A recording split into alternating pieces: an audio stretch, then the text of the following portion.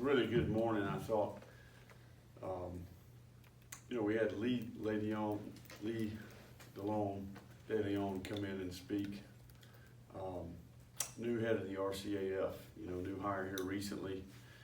Big initiative that we wanted to get done with our players is just educate them about the RCAF, what they do for the student athletes at UL relative to the fundraising that goes into their scholarships, certainly the cost relative to paying for these guys and their education and the things that go with being student athletes. I thought it was a really good morning. Some eye-opening things, I think, for our players, and certainly Lee did a really good job.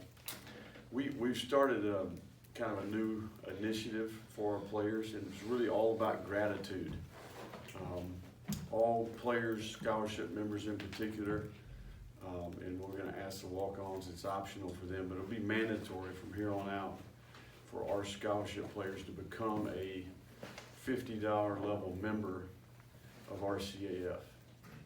And that's probably a little bit unheard of and a little bit unique, but I think it's this is a place where I think that would be appreciated, and I think it's part of the type of program that we want to have. I think that we want our players to be educated and understand the benefits that come with being a student athlete, and that is not something that should be taken lightly. The effort and time and the investment that the people that support athletics at UL have put into this program. So we're trying to create a scenario where 5-10 years from now, these are guys that will give back and continue to be a part of a program and realize what this place did for them.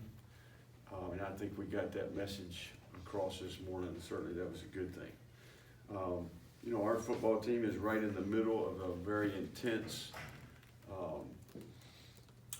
part of training camp. In my opinion, the second week is the most grueling part, relative to they are nicked up and bruised up and tired, and there are things that go with that, but I also think it's an opportunity for us to build an identity and a personality relative to how we compete when we get put in those difficult situations. So I thought last night in particular, our guys responded. We remained positive, going back and looking at the tape this morning with the staff, a little better than maybe I thought coming off the field. So we've got the usual nicks and bruises that go with training camp, but outside of that, we're in pretty good shape. What questions we got today? Has the heat that you mentioned complicated that second week grind process, or is it not any hotter than the first week? Well, I tell you what we do is we practice in the evening, and that gives us an opportunity to kind of maybe avoid some of those things. If we were a team that played in the Southeastern Conference and played in that 2:30 Central CBS primetime slot early in the year, we wouldn't be able to do that. We'd have to prepare for that. But we're going to play the opener in the Mercedes Superdome, and then these first couple home games that we have will be 6:30 kicks, and then first road game is in Ohio. So last year we had a unique situation in that we played at 6:30 at night the first couple weeks. So we practice in the evening, and that schedule's worked really well for our players, and that allows us an opportunity to maybe get out of that heat a little bit. We get some of that when we start our walkthrough at 10 after 6. But that sun goes down, probably 45 minutes into practice, and we're able to, and I think it's a huge deal these days relative to the health of the players, and avoiding some of those things that maybe come with being out in the middle of the day. Done it both ways, we also have an indoor facility here, so if we do have weather conditions, we can go inside, where maybe if we didn't have that, we'd have to go earlier in the day so that we could move practice back if we had bad weather. So we're fortunate the indoor gives us that flexibility. And given our schedule last year and this year, we've stuck with that plan. It's worked well for us. Is there anything different or unique that you look for going from scrimmage 1 to scrimmage 2 versus any other transition between scrimmages or practices or anything of that sort?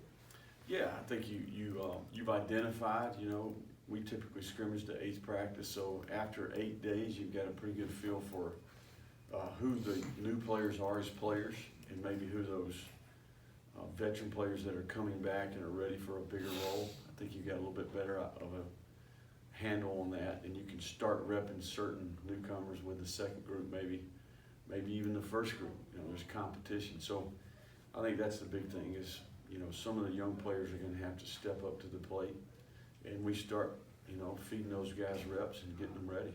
Is there, on the flip side of that, can you even tell that early on, maybe guys that are not there yet and that may have to be redshirted after? Too early for that, in my opinion.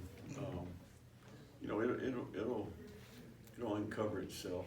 You know, it's going to be pretty obvious here at the end of the second scrimmage here, practice 14, who's ready, who's not. And then, you know, as it slows down a little bit, it may be about need too.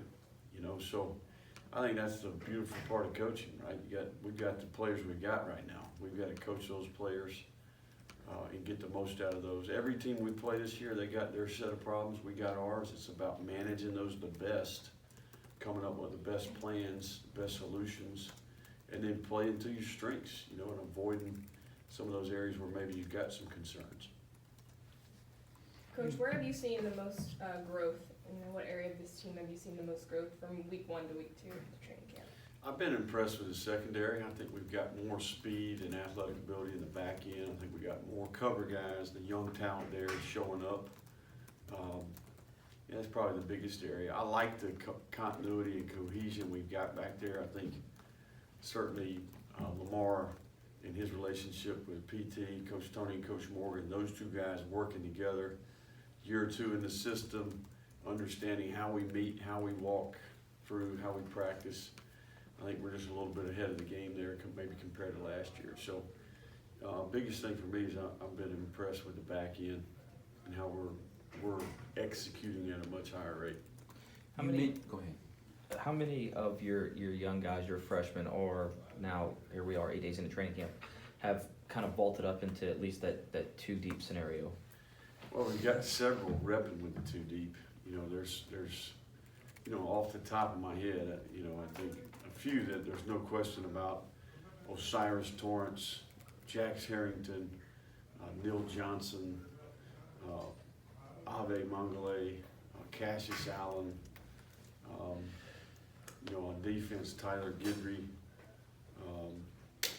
You know, those are a few right off the top of my head that there's no question we can be getting those guys ready to play. And there's probably a handful more, you know, but I think I'd have to have a little more thorough look at it before I could say. But there's no doubt those guys I just mentioned, we're in the process of getting them ready to play. Chauncey, you've mentioned several times spring and how this is his first full year off-season training. Sure. And all. So is that show up in conditioning primarily, or is it in his not having to think, or how have you seen that through the first 2 weeks really show up? I think it's across the board. It's probably more of a cumulative effect of all those things. I think he's been through his first significant year of playing time, so all those lessons he learned last year, probably motivated, you know, a little bit better, knowing, okay, hey, year 2, and know I'm going to be have a big role in the team. I think he's bigger, stronger, leaner, certainly in better condition. He's practicing better. He's straining and pushing himself, getting out of his comfort zone. And, you know, Chauncey would be the first one to tell you he's an inconsistent player. Probably didn't have the best practice habits last year. Kind of learned on the fly, but that's part of his journey. You know, and he's here and he's done a really good job for us. And you know, he's a guy as time goes. If he plays the way that I think he's going to play, and he continues to practice at a high level, and his actions match his words, he could become a leader for us. You know, I think he's that type of player. So certainly he's a junior, and you know, maybe feels as if he's getting overlooked. You know, but the best test is going to be what type of film that he puts out there this year. So I'm excited about Chauncey. I look forward to watching him play and compete this year. How much do you think adding a guy back like a Joe Dillon can even open up the game for him? Well, you know, not only Joe, but we also, Chris Moncrief has moved into that jack position over there opposite of Chauncey, and Chris has had a tremendous training camp. Showed some toughness the last couple of days just in terms of how he practices and goes about his business. And Joe is, you know, he's like your typical rookie. You know, and really that's what he is. in our system. You know, the guy didn't practice last year. He's battling through, getting to know the defense, playing with more consistency. When he's on and he knows what to do and he's doing things at a really high rate, he could be a disruptive player. And certainly, you know, being an edge player, Chauncey appreciates having a couple good players opposite of him. So I think any player would tell you that.